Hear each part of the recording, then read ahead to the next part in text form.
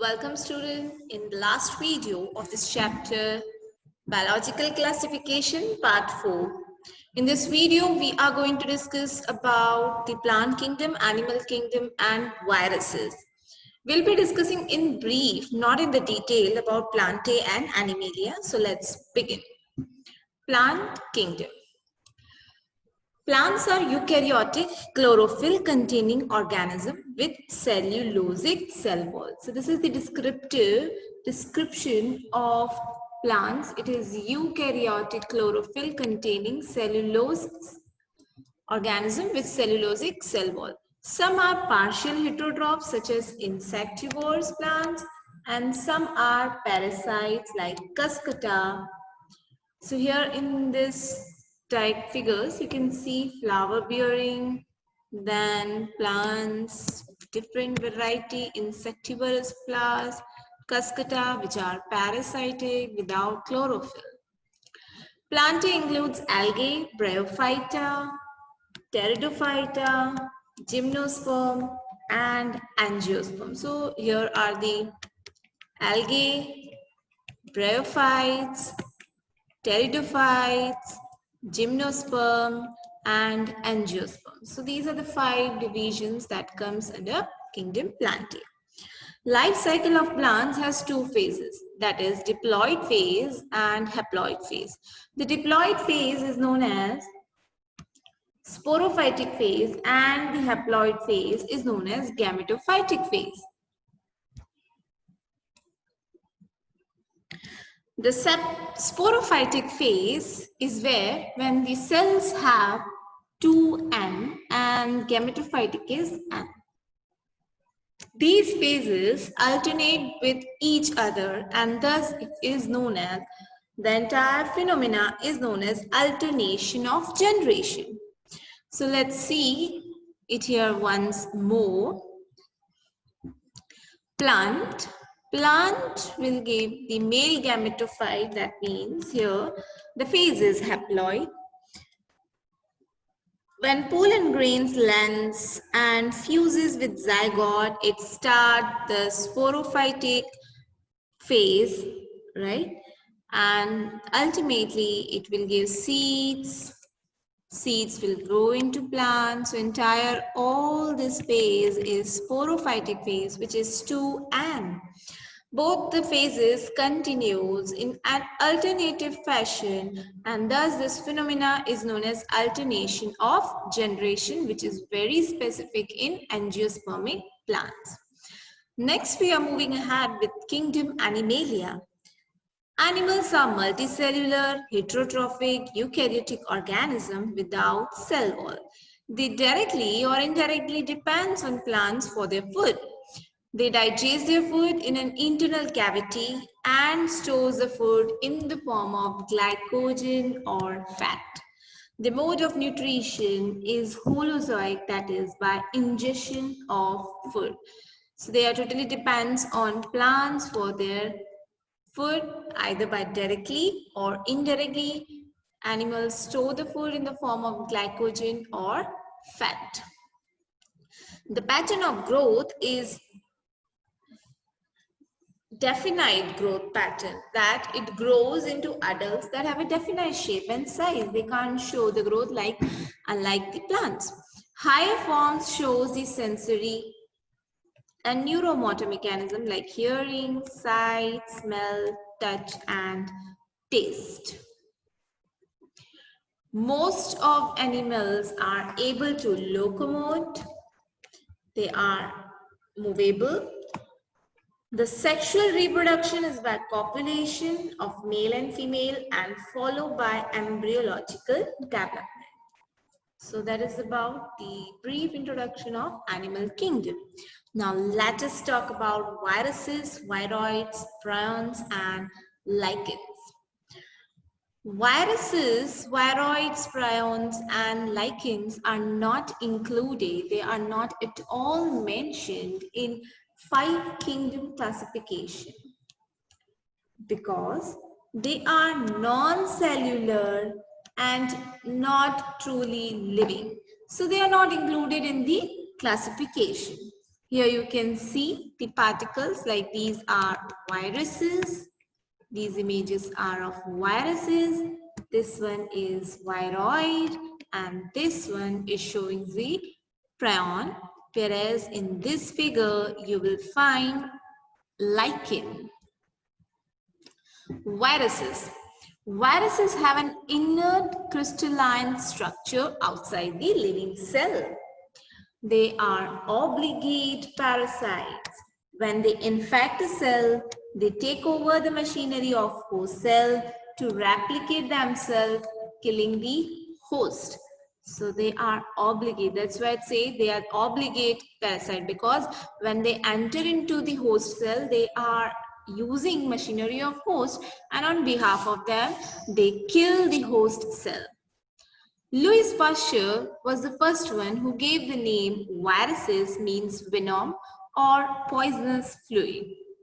Then DJ Ivanovsky discovered in 1892 viruses.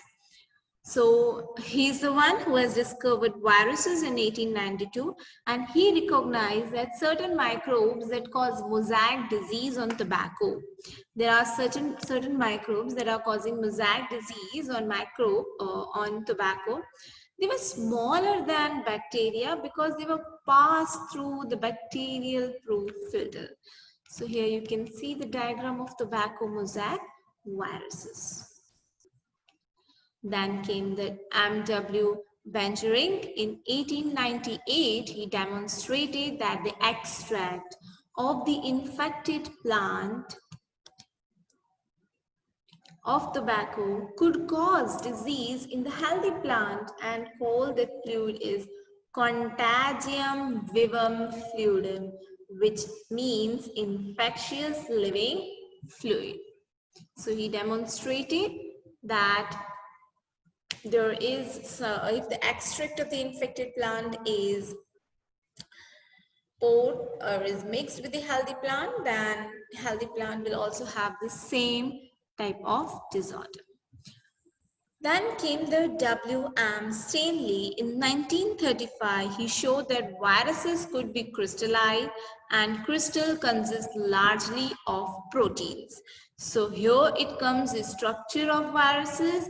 Virus, the outer structure can be crystallized, and that is made up of protein. So that's why they have protein coat. And they also have nucleic acid inside it. That's it. That is what the composition of a virus is. So from all these studies, the conclusion came that virus is a nucleoprotein, that it contains a nucleic acid and a protein as a coat.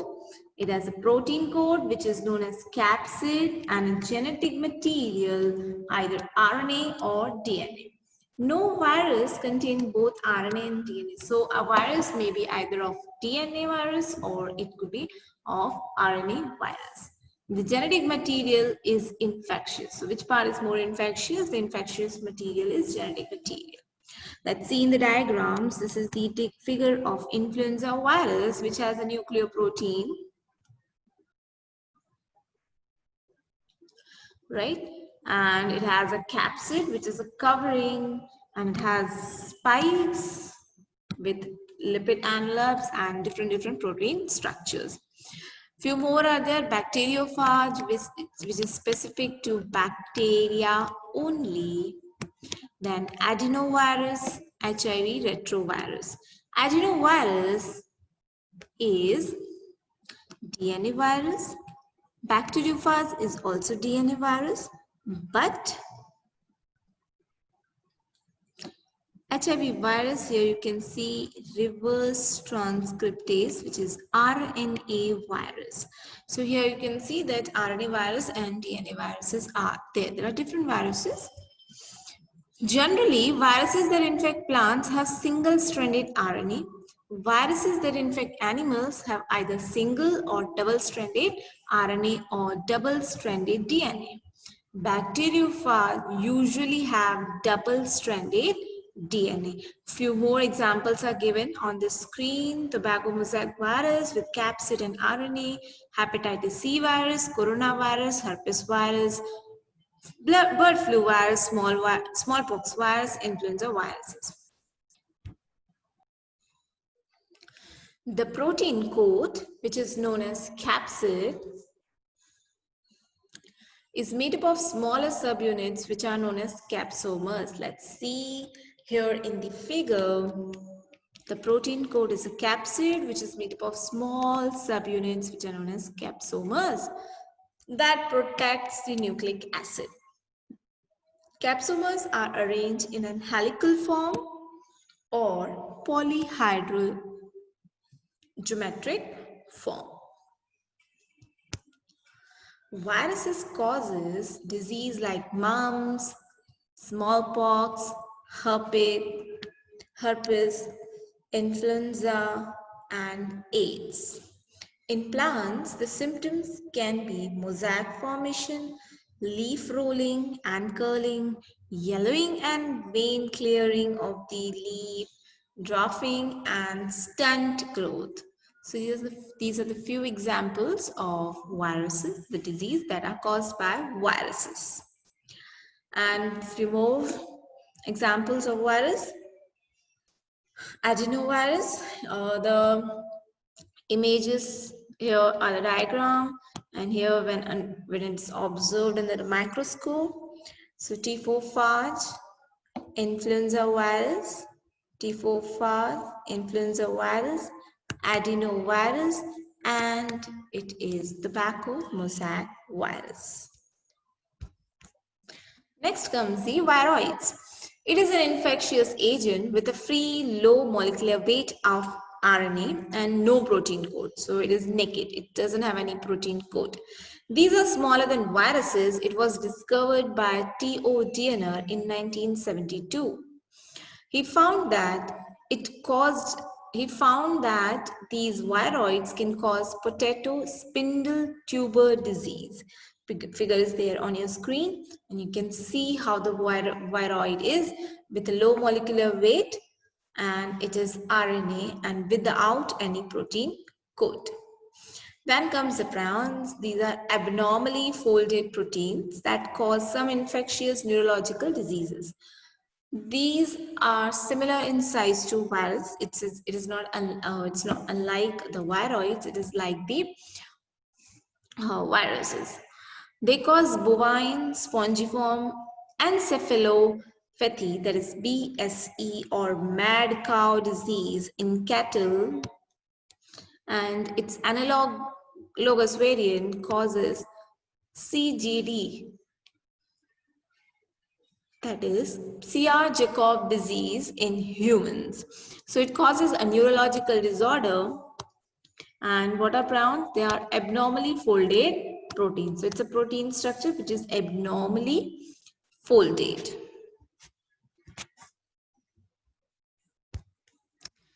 The last part is lichens. They are symbiotic associations, that is mutually useful association between algae and fungi.